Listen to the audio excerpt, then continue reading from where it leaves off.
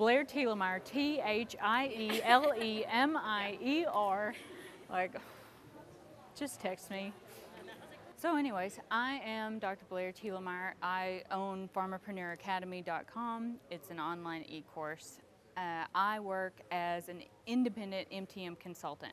So today I'm going to tell you the story about how I went from jobless and pregnant to building a consulting business and then building an online business. I was pregnant with my daughter in April of 2014. I was 6 months pregnant and I got the news that they were facing cutbacks. So I lost all my benefits, including my insurance. And that was a pretty tough time for me. But thankfully, I was able to, call on my network and scrounge up some relief work. So at that point, I hadn't done any personal branding or proactive networking or anything like that. I knew that I wouldn't have a lot of leverage in job interviews being 6 months pregnant, because I'm sure I just looked like a 2-month paid vacation. One of the pharmacies that I was working for asked me if I could help them manage their MTM cases. They were falling behind. And I was reluctant. I had never done MTM. I didn't do it in school. I didn't know how to bill, Medicare or anything like that. But I had a friend walk me through the first few cases.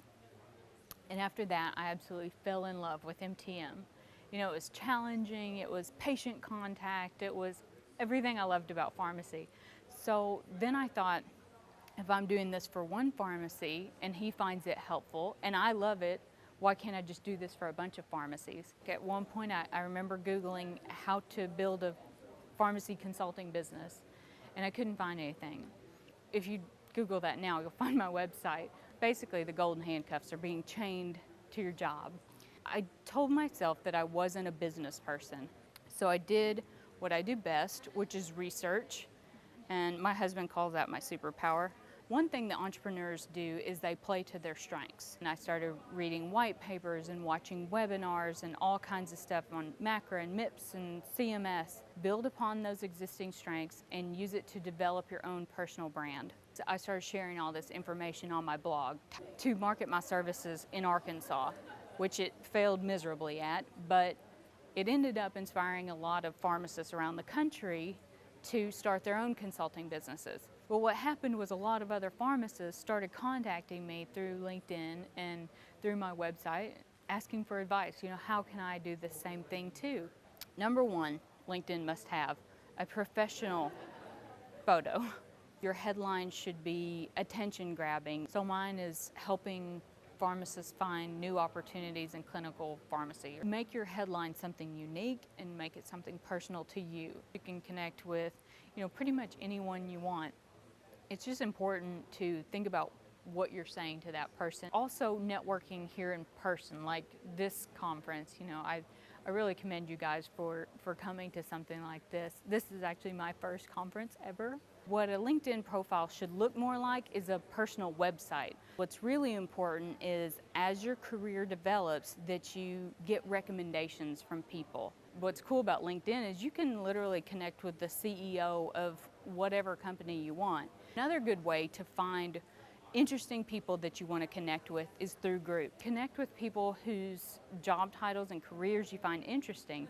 It's important to have an online presence, but it's also very important to present yourself well in networking in person and building those personal relationships.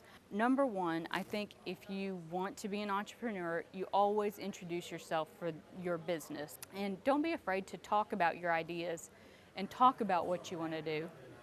This conference is like a great way to really network in person, and I want to encourage you guys to really maximize your rotations. I really feel like provider status is coming, but I don't think we're ready for the billing and the marketing and all of that piece. I think, like, as far as having your own business entity set up and being kind of aware of the opportunities that exist will help you kind of stay ahead of the curve.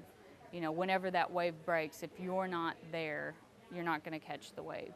So I really encourage you, if you have an idea, to start working on it now so that you feel like you'll be prepared.